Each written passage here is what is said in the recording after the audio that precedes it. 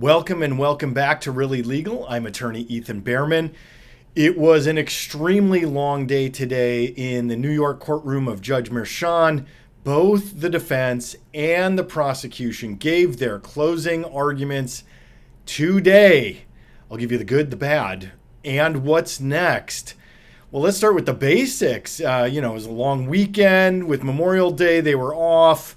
And Judge Merchan opened up the courtroom today instructing the jurors that it was going to be closing arguments. And as it goes in a criminal trial, the defense goes first.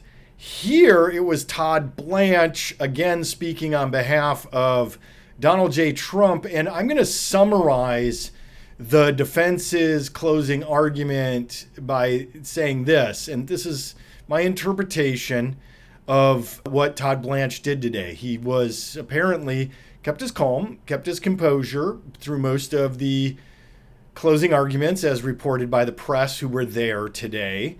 And he basically said Michael Cohen is a big fat liar and played that on repeat, essentially. And then said, look, this is just a documents case. There's nothing wrong with anything that Donald J. Trump did. There's nothing criminal about it. He actually, I'm going to maybe upset some of you for a second here. I think Todd Blanche did the best that he could with the evidence that he had with the client that he has. I don't know that Todd Blanche could have done much more. I mean, liar, liar, pants on fire is about the best you can do, and try and misdirect the jury with facts and confuse them. That's what he had to do today. And Todd Blanche did that. However, according to reporting from inside the courtroom, Todd Blanche made one key mistake, and I think it's kind of a big one that doesn't work well on his behalf. So after the jury left the courtroom, there had been an objection at one moment by the prosecution, and Judge Merchan pulled the lawyers aside right after the jury was out and spoke to them for lunch. And Judge Merchan, and I want to make sure to quote that he didn't think it was an accident when Todd Blanche told the jury that the jury should think twice before sending a man to prison. Apparently, Merchan got quite upset about this. He said, your statement was outrageous to Todd Blanche and highly inappropriate. Merchan's tone was tempered, according to Katie Fang, but Merchan noted that Blanche's experience as a federal prosecutor, he should know better than to say that. He's not allowed to say that. He's not allowed to say that. And this goes back to one of my key things here, because I'm going to talk about Robert Costello again in just a second. These Trump attorneys, I just want to repeat this point. Don't go so far that you're going to get yourself in trouble for your client. Look, I zealously advocate for my clients. Am I going to put my law license at risk? Am I going to risk a state bar investigation by going too far? No. My license is just it's too much work. It's too valuable.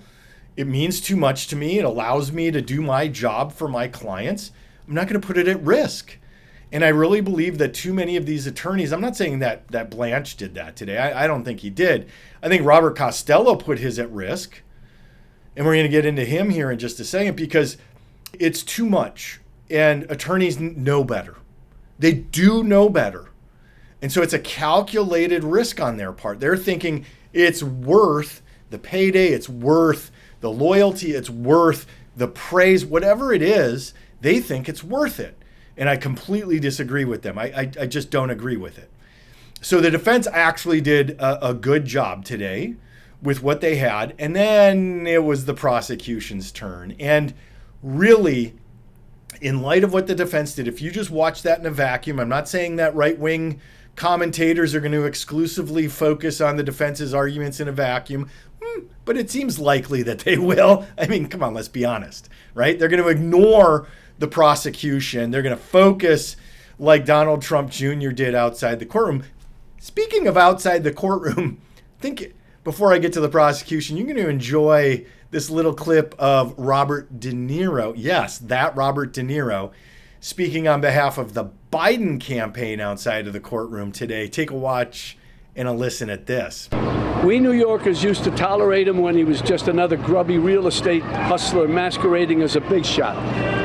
A two-bit playboy lying his way into the tabloids, pretending to be a spokesperson for himself. He was calling it as himself for himself, to fool the press into inflating his net worth. A clown. So Robert De Niro saying what a lot of people are thinking about Donald J. Trump, especially a lot of New Yorkers. And I think he's speaking to a lot of people right there. But so now it's the prosecution's turn, and Mr. Steinglass was doing the closing arguments on behalf of the prosecution, on the behalf of the people of the state of New York and the people of the city of New York and New York County. He's doing this work, and he gave an incredibly longer than 4 hour, I think it was 4.5 hour closing argument. The judge extended it all the way to 8 p.m. Eastern time tonight. And Steinglass did, in my opinion, exactly what he needed to do. So Steinglass repeatedly, this is actually a fairly complex case. Let's go back to the beginning for just a second.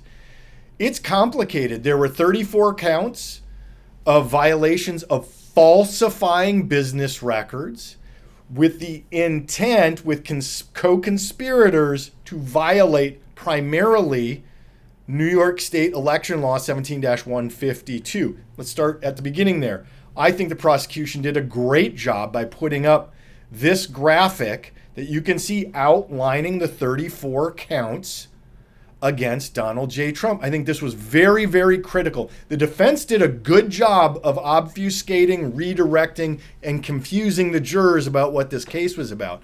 The prosecution repeatedly came back to the idea that it's these 34 counts, these business records that were lodged as legal expenses were not legal expenses. Paying hush money is not a legitimate legal expense. Paying somebody to keep quiet under an NDA is not a legitimate legal expense, period. It's not legitimate. I don't care if you funnel it through Michael Cohen or not. That's not a legitimate legal expense. Michael Cohen didn't do much, if any, legitimate legal work. It can't be called a legal expense, especially when you know that he's not performing legal work. I'll just give you a basic example about this. Lawyers are not allowed to practice law and through my law firm do what I'm doing here. My law firm does not do my commentary. This does not go through my law firm in any way, shape, or form.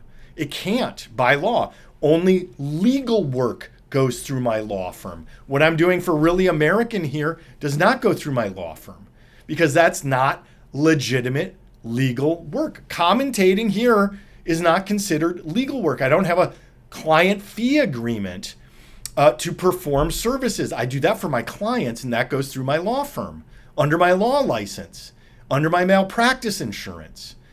Having Michael Cohen make a payment through their attorneys to Karen McDougal, to Stormy Daniels, is not a legitimate business expense. It's prima facie, on the face of it, a violation of that law. This is falsification of business records, period.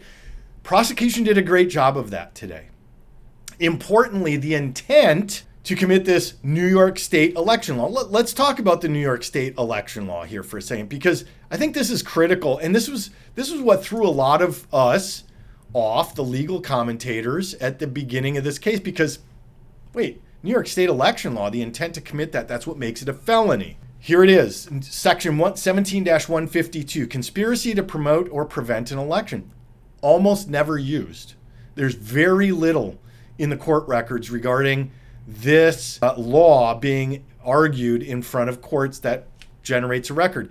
Conspiracy to promote or prevent election. Any two or more persons who conspire to promote or prevent the election of any person to a public office by unlawful means in which conspiracy is acted upon by one or more of the parties thereto shall be guilty of a misdemeanor. That now, again, Trump didn't have to violate the law. He just had to have the intent to violate the law under the falsification of the business records. The key here is that paying off Stormy Daniels to catch and kill the story, as David Pecker testified to. So it's not just Michael Cohen. Prosecution did a great job in their closing argument. It's not just Michael Cohen. It's David Pecker testified to this. Yeah, we did this with the intent to prevent it from coming out before the election. Trump himself, there is testimony through this case. Trump himself talked about the fact that this didn't come out. Trump himself, through tweets, through federal election forms that were filed, that were brought into evidence in this case, said this was reimbursement to Michael Cohen. That's pretty clear that if you don't want it to be put out before the election, you could be intending to violate election law, because catch and kill is a violation of election law. It's not if it's just the press in general.